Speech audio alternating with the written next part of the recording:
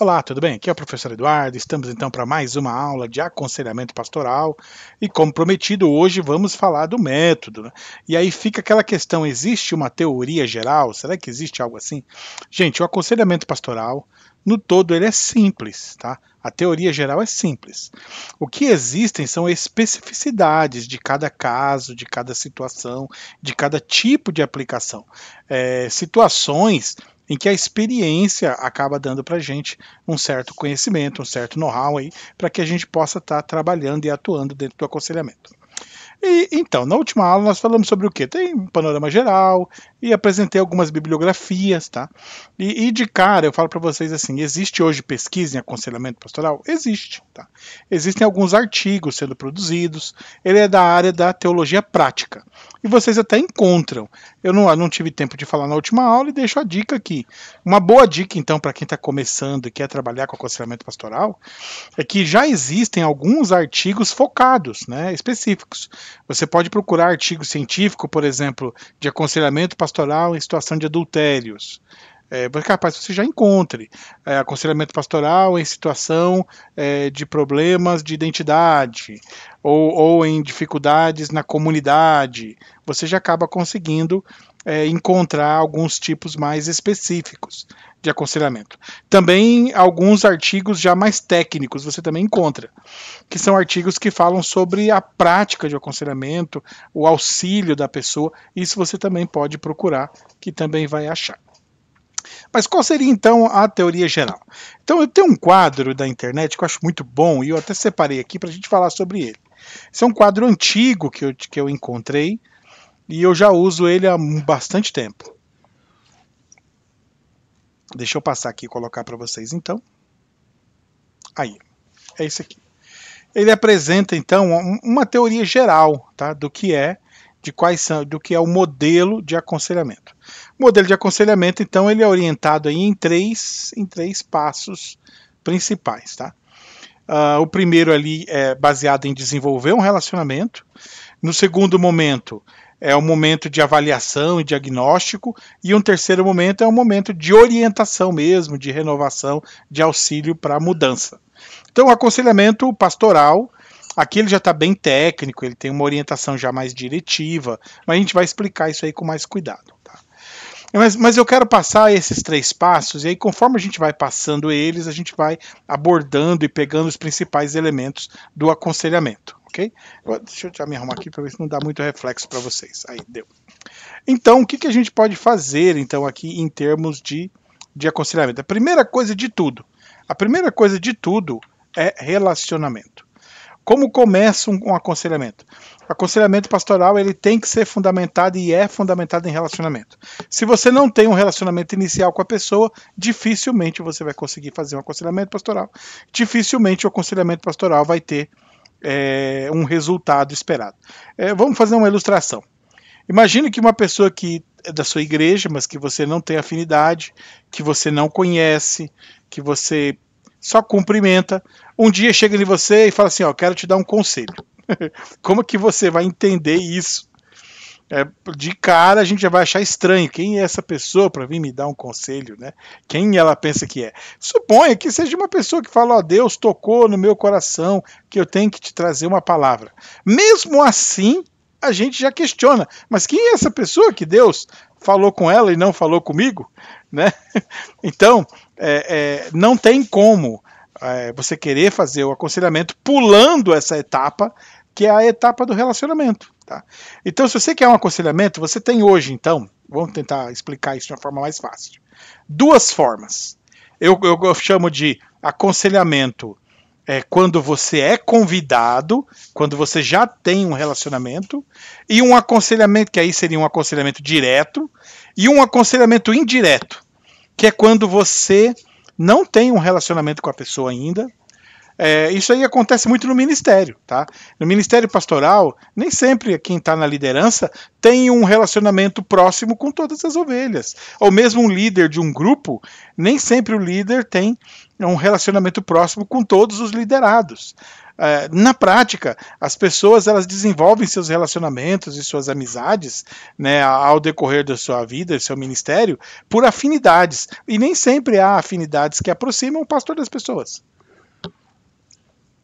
Pastor ou líder, né? E como é que você aconselha, então? O aconselhamento, então, ele vai partir de uma premissa maior, né? Ele parte sempre da premissa do cuidado. Então, pensamos aqui que você é um líder de uma comunidade, exerce uma pastoral. Então você exerce um cuidado sobre a comunidade, sobre todas as suas ovelhas. Você está procurando entender como as pessoas estão, como elas estão se desenvolvendo, como elas estão se relacionando com Deus, como estão seus relacionamentos familiares. Você vai desenvolvendo esse olhar macro. Só que aí então você percebe que algumas famílias, o que a gente acaba percebendo? Algumas famílias não participam muito, outras são extremamente ativas, outras têm atrito com alguns membros da comunidade, outras parecem que não conseguem desenvolver uma espiritualidade mais profunda. E aí você vai identificando esses, entre aspas, problemas, mas essas especificidades de cada vida e de cada pessoa. Então você tem que tomar uma decisão. O que eu faço? Né? O que eu faço? Eu brinco que antigamente, né? Antigamente a gente encontrava na igreja uma coisa muito comum, que quando tinha uma coisa eu chegava no pastor e pedia uma orientação e falava, vamos orar. Então aí eu lembro que quando eu fiz meu bacharel a gente tirava sarro dos professores, né? A seminarista é uma raça que não presta, a gente sempre brinca, seminarista não presta. Sempre que a gente podia a gente ficava brincando, porque você ia fazer uma pergunta para um pastor ou para um professor, era uma pergunta mais difícil, ou uma situação mais complicada, aí quando chegava assim, a resposta é, vamos orar, irmão, porque isso aí é uma coisa difícil. Então essa alternativa do vamos orar nem sempre funciona, tá? É claro, a oração é importante, tal, mas também você não pode orar quando você não sabe o que vai fazer, né? Então vamos tentar voltar para o método aqui. Então o que a gente faz? Primeira coisa que tem que pensar é, eu tenho um relacionamento com essa pessoa que permite que eu chegue nela para dar uma orientação, ou eu não tenho esse relacionamento? Essa é a primeira pergunta que você vai fazer. Então você entende? Essa pergunta ela é depois do que você viu. Então a primeira coisa do aconselhamento, aí para a gente entender já a pastoral, ele envolve essa dimensão do cuidado. Então ela está antes desse quadro aqui, né? Percebe que, é claro, isso aqui é um quadro que eu peguei e uso ele em sala de aula. Tá? Mas antes desse quadro, a pastoral ela se baseia na relação de cuidado, tá? Na observação da comunidade. Então, de repente, você percebe lá que uma família está meio quebrada, ou que uma pessoa está trabalhando demais e aquilo está criando estresse e desgastando ela. E você precisa chegar nessas pessoas para falar. Você não pode falar assim, eu sou pastor e eu vou falar. Porque se você chegar assim e falar desse jeito, a pessoa pode te interpretar mal e sair da igreja, nunca mais vir. Tá? Entende? Por que essas coisas dão errado assim? Porque as pessoas querem fazer o aconselhamento sem ter um relacionamento que fundamente ele. Sempre é preciso que tenha um relacionamento. Esse relacionamento, a psicologia, a psicanálise também, chamam ele de relações de transferência. O que é isso? Toda relação, isso aqui é muito importante, presta atenção. Ó. Toda relação interpessoal envolve uma relação de transferência. Transferência de quê, professor? De dinheiro? Não. É transferência de emoções. Então, sempre que você encontrou uma pessoa para conversar com ela, seja quem for, você transfere emoções. Algumas você tem consciência, outras você não tem total consciência. Porque nós não somos 100% conscientes de tudo. Nós temos algum grau, algum nível de consciência. Então, o que a gente faz? A gente vai se relacionar com a pessoa e aí a gente tem essas transferências. Como é que elas funcionam? Um exemplo. É uma relação pai e filho. Ela tem, ou mãe e filha. É um tipo de relação que tem um modelo de transferência específico. Eu já chamo transferência pai e filho. Tá? Que ela qual é o pressuposto de uma transferência pai e filho? É que o conselheiro é visto pela pessoa aconselhada como se ele fosse um pai. E o conselheiro vê o aconselhado como se fosse um filho. Essa é uma relação ideal de transferência.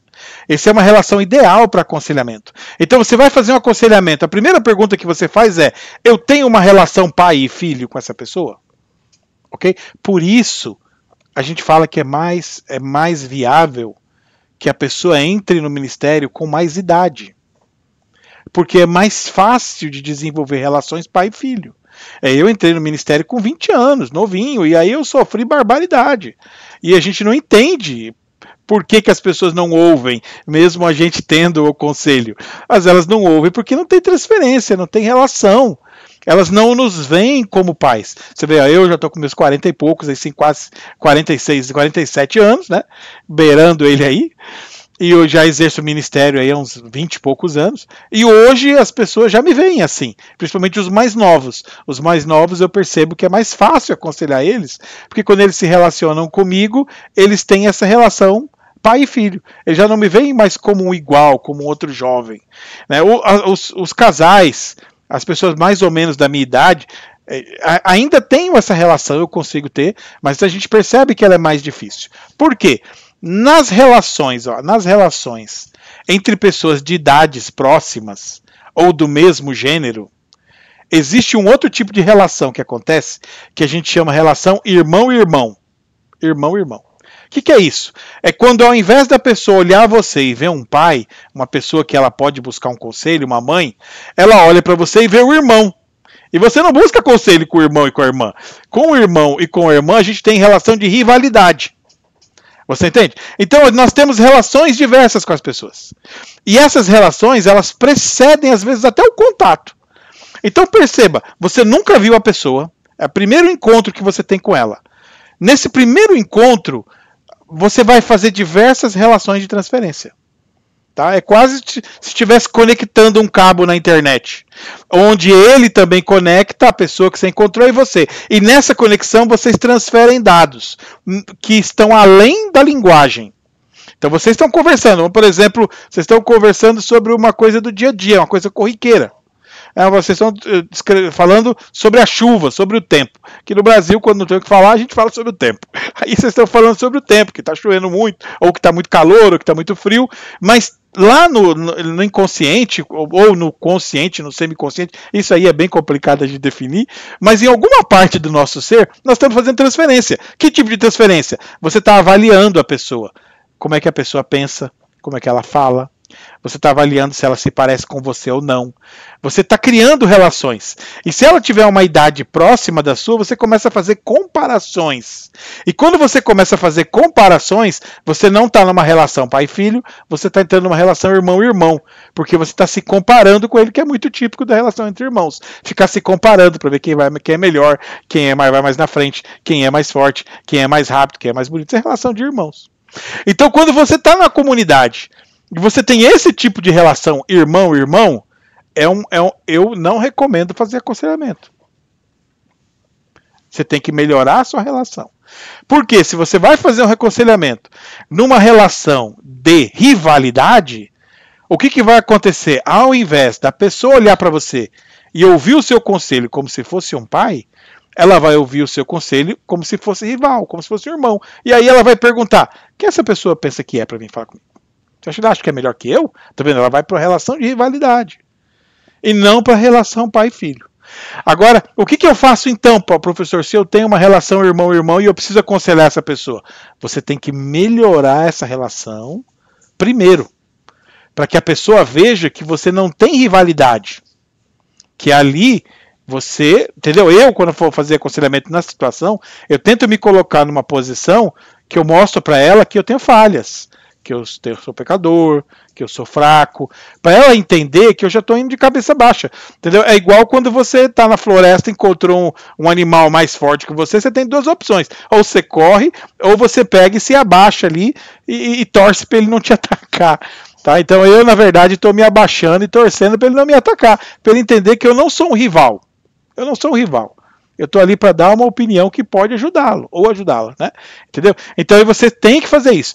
Claro, isso daí é quando não consegue melhorar a relação antes. Uma boa dica quando a gente precisa, por isso que que você na pastoral, você tem que desenvolver essas relações, sabe?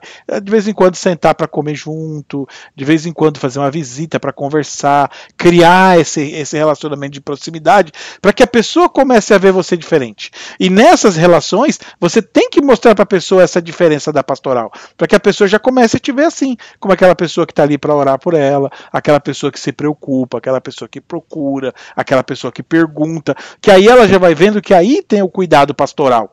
Até que chegar o momento que ela já te reconhece como pastor. E aí quando é que você sabe que ela te reconhece como pastor? Quando ela começa a te procurar para pedir conselho. Porque se há relacionamento de rivalidade irmão-irmão, geralmente a pessoa não te procura. Ela te procura quando há relacionamento pai e filho. Ok? Por isso, a primeira coisa e mais importante de tudo é desenvolver um bom relacionamento. E aí tem mais coisa, né? Tem mais coisa. Além da transferência, poder ser essa transferência direta, existe uma coisa que nós chamamos na psicologia chamada de contra-transferência. Que já é... O que é a transferência? É quando a pessoa transfere sentimentos para você. Então você foi se relacionar, aí a pessoa olhou para você e viu um pai, ou viu um irmão. E como é que é a contra-transferência? É quando eu também, ao invés de agir com maturidade, entendendo o sentimento do outro, eu contra-transfiro também. Por exemplo, se há uma relação de rivalidade, eu fui falar com o irmão da igreja, da minha idade. Aconselhei. Aí ele se ofendeu e não deu atenção. Aí o que eu faço? Se eu, então, tomo uma atitude de pastor, baixo a cabeça, vou ali, olha, eu não sou aqui, não estou te ameaçando, né? Nem querendo ser melhor, estou orientando. Entendeu? Eu saio da relação de rivalidade, aí eu estou indo para uma relação mais madura, pastor, pai e filho. Mas se eu contra-transfiro, quem é você que pensa? Quem você acha que é? Entendeu? Então, ao invés de eu pegar e ter uma atitude de mansidão, eu devolvo na mesma moeda. Aí eu estou contra-transferindo, onde eu estou deixando que as minhas emoções baguncem a minha interpretação e na hora de dar a resposta, em vez de dar uma resposta pastoral, estou dando uma resposta dos meus sentimentos. Isso também acontece numa chamada contra-transferência erótica, que é quando você vai aconselhar e a outra pessoa começa a transferir sentimentos afetivos para você. E você, então, também transfere sentimentos afetivos para ela. Aí já viu onde vai dar o final da história. Tá? Mas tudo começa no relacionamento. Por isso, o aconselhamento pastoral, a gente sempre chama atenção ao cuidado, para que quem esteja fazendo o aconselhamento tenha muita segurança de quem é, do seu relacionamento, das suas convicções, da sua vida, para que não deixe com seus sentimentos baguncem o aconselhamento.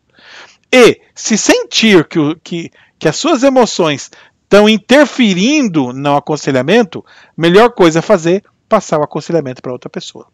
Tá? Falar para a pessoa que está aconselhando então que você não pode mais acompanhar ela, mas que orientou outra pessoa que vai estar aconselhando, é o melhor caminho.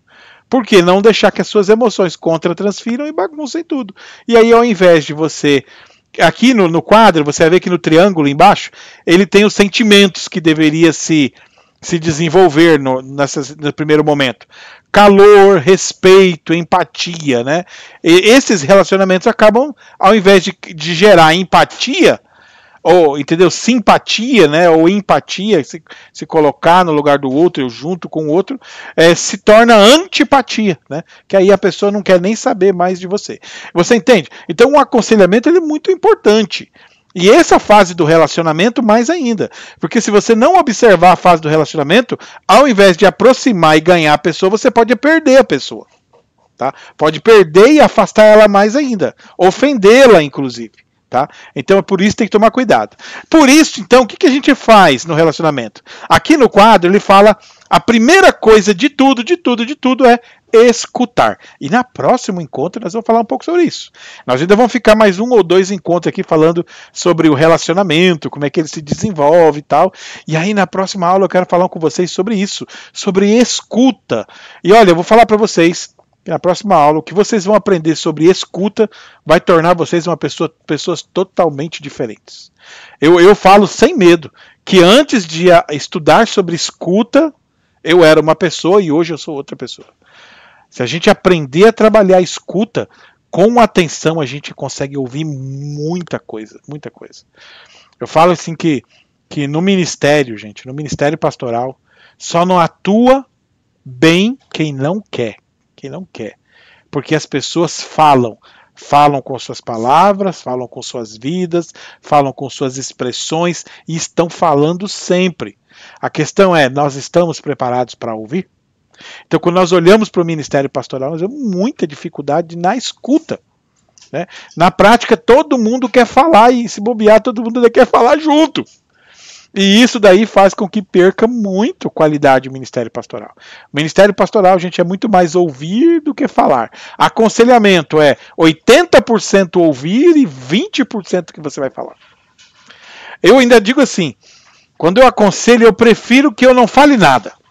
Eu gosto do aconselhamento bom para mim, é aquele que eu aconselhei, e que quando chegou no final, a pessoa falou assim, nossa, que boa ideia eu tive.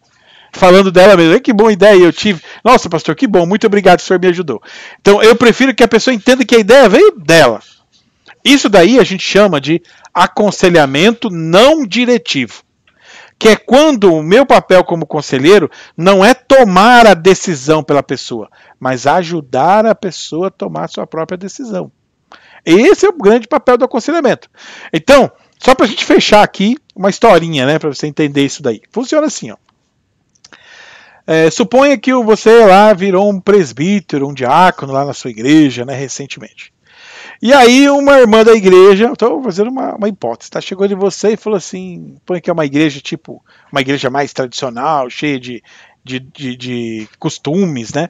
Aí chegou assim, meu irmão, você que agora virou presbítero da igreja, diácono, que bênção que você virou, né? Aí você já tá todo cheio, né? Começou a encher, inflar, né? Que bom, irmão, isso é de Deus, né? A gente dá uma de humildade, né? Não, é graças a Deus, a gente por nós mesmo não podemos nada. Aí ela olha para você assim, mas irmão, já que você está trabalhando nisso, me diga uma coisa, me dá um conselho aqui que eu estou precisando de uma palavra. Aí você fala, tô preparado para isso. Aí ela pergunta para você assim, olha, o que você acha? Você acha que eu devo cortar o cabelo ou não? Porque você sabe que a regra da igreja antigamente falava que não podia cortar o cabelo, aí agora eu vejo umas irmãs que cortam o cabelo, o que você acha que eu faço? Aí você olha para ela e fala assim, irmã, você está certa, realmente isso é coisa do passado. Agora nós vemos sobre a graça, não precisa mais disso. Se você tem no seu coração, quer cortar o cabelo, vá cortar o cabelo, desde que faça para Deus, isso é que é importante, não tem problema, pode ir. Beleza, aí a irmã pega, sai dali feliz, te agradece, vai cortar o cabelo. Aí no outro dia ela vem para a igreja no domingo, aí as outras irmãs olham para ela com aquele cabelo curto, começa a dar aquele olhar de condenação. Aí ela olha assim, se sente já constrangida, e os irmãos ali só olhando, né? Como pode, você cortou o cabelo, né? Sua pecadora. E aí alguém fala, nossa, que você cortou o cabelo, irmã? Como é que você fez isso? Aí ela fala, não, irmão, não foi... Sabe quem foi isso aí? Foi o irmão tal lá, o irmão João, o irmão Zé, que virou presbítero agora, que me aconselhou. Aí daqui a pouquinho todo mundo falando, olha lá, acabou de virar presbítero, já está liberando tudo. Olha só, olha o perigo, olha o perigo. Aí você chega essa mesma irmã, fala assim, outra irmã de você fala, a próxima vez eu não erro. Aí ela fala assim, pastor, irmão, José, João, né? Olha, você que virou presbítero agora, o que você acha? Devo ou não devo cortar o cabelo? Você fala, irmã, esses costumes são importantes. Não sou a favor de quebrar os costumes. Tem que se manter os costumes porque eles são importantes. Não deve cortar o cabelo. Aí a irmã sai dali meio chateada, mas agradece, né? Porque foi uma palavra de Deus que você deu para ela. Aí no outro dia, domingo, aparece uma outra irmã com o cabelo curto. Sabe o que essa irmã faz? Ela vai chegar nela e fala assim, o irmão José falou que não pode cortar o cabelo. Como é que você cortou o cabelo? Olha só que coisa. O irmão José tá certo, você não pode fazer essas coisas. Final da história, você não pode dar a sua opinião, tá? Nosso papel como conselheiro é ajudar a pessoa a entender o que é certo e errado e não passar a solução pronta, porque sempre que você passa a solução pronta vira contra você. Tá? Tem um monte de casos que eu conheço assim, em que a pessoa foi lá e deu o aconselhamento diretivo, e o aconselhamento diretivo voltou-se contra você.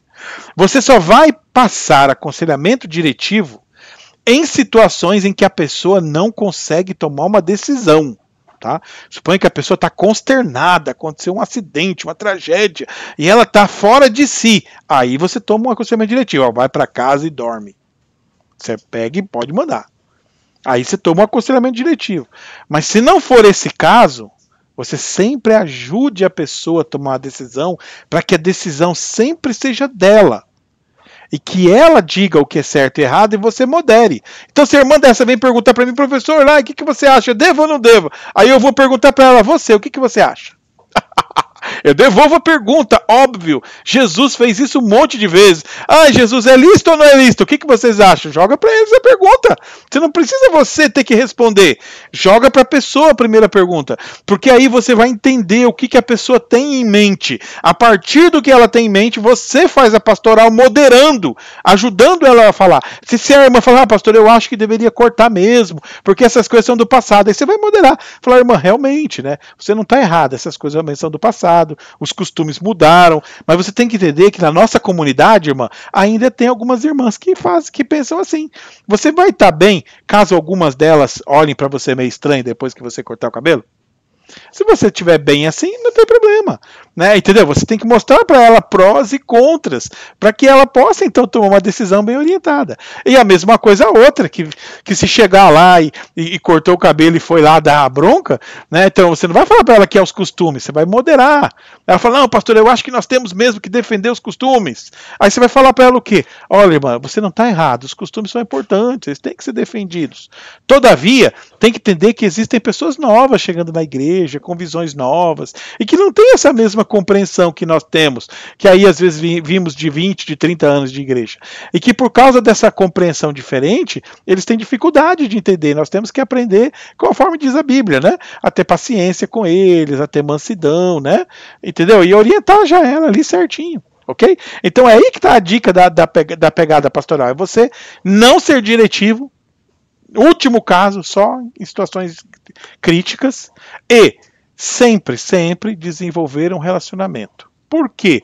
Porque a pulga tem que estar sempre atrás da sua orelha. Na seguinte pergunta, por que eles estão pedindo esse conselho para mim? Sempre tem que fazer essa pergunta. Qual que é a intenção por trás dessa pergunta? Porque muitas pessoas vêm pedir um conselho, entre aspas, mas na verdade elas não querem um conselho, elas querem uma autorização. Por isso, não dê sua opinião de qualquer jeito, porque senão você pode estar autorizando alguém a fazer alguma coisa. Então, nosso papel como conselheiro não é dar autorizações. Isso não é nosso papel. Nosso papel é ajudar a pessoa a pesar prós e contras e entender como a decisão dela pode afetar ou não a vida dela, a família dela, o ministério e tudo mais que está ao redor. Beleza? Gente, fico por aqui então. Na próxima nós continuamos, ainda falando sobre relacionamento. Vou falar um pouco mais sobre escuta, né? Aqui ele fala sobre receber informações, confirmar. Então essa escuta que a gente chama, tem um teórico, um psicólogo chamado Carl Rogers, que ele fala sobre escuta ativa. Eu vou falar um pouquinho sobre a escuta ativa do Carl Rogers, como que a gente consegue aplicar ela no aconselhamento pastoral e como que ela pode dar para a gente ter uma capacidade maior de interpretação. Então na próxima aula eu vou trabalhar um pouquinho com o Carl Rogers e vou trabalhar um pouquinho com a teoria de mais dois psicólogos. Na próxima aula vai ser bem psicológica. Não! Eu faço ela mais aplicada, tá? Então nós vamos usar a escuta do Carl Rogers, vamos usar a teoria do inconsciente do Freud e vamos fazer leituras do outro no Lacan. Esses três, que são aí três principais aí dentro da psicanálise, para por meio desses três nós pegarmos algumas dicas de como a minha escuta, quando eu estiver ouvindo a pessoa, pode ser uma escuta de maior qualidade, né? Será que tem como eu ouvir o inconsciente? Será que tem como eu ouvir aquilo que a pessoa não está falando? E eu vou dar a dica para vocês. Eu já tive vários aconselhamentos em que eu peguei, o pulo do gato não foi no que a pessoa falou, mas foi justamente no que a pessoa não estava falando. E aí a importância dessas técnicas de escuta, tanto do Carl Rogers, quanto dessas pegadas do Freud, do Lacan, que ajudam bastante a gente a apurar o ouvido na hora de fazer um aconselhamento. Encontro vocês na próxima aula. Até mais. Ah, detalhe, toca o sininho aí, aproveita, se você não é inscrito, se inscreve. Se conhece alguém aí que está no ministério, precisando de apoio na área de aconselhamento, pode enviar o vídeo, né? Ou envie o link para que a pessoa também tenha essa nossa aula. Esse nosso curso ele é bem indicado, não só para pastores, mas para líderes, né? Líderes de ministério, líderes de grupos e quem queira trabalhar no aconselhamento pastoral, que eu acredito que vai fazer muita diferença na vida de vocês. Falou, gente. Até mais.